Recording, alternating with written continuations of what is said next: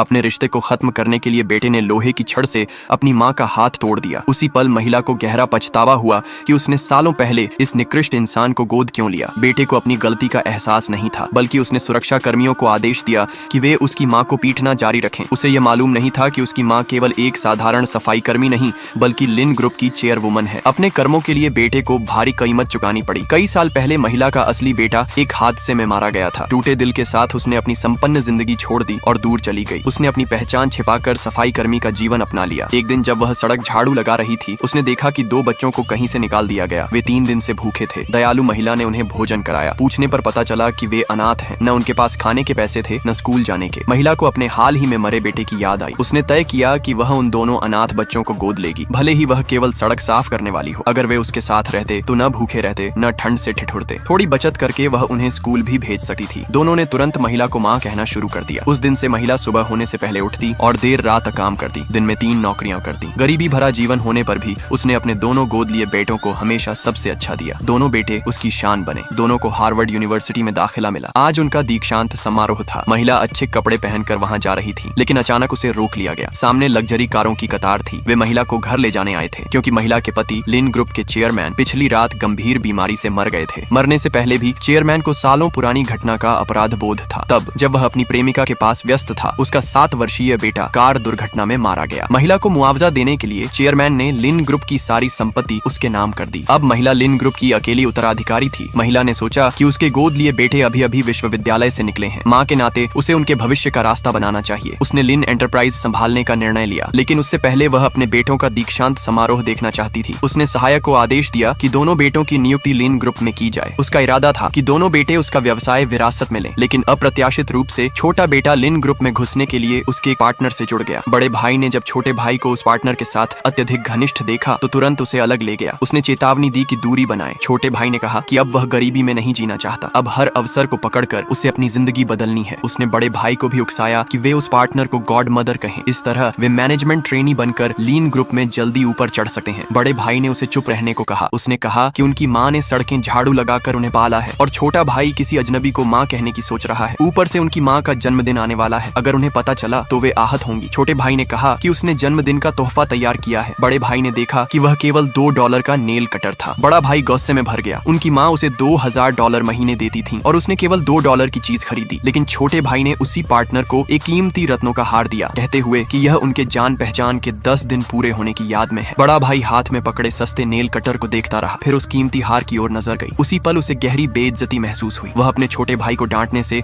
खुद को रोक नहीं पाया।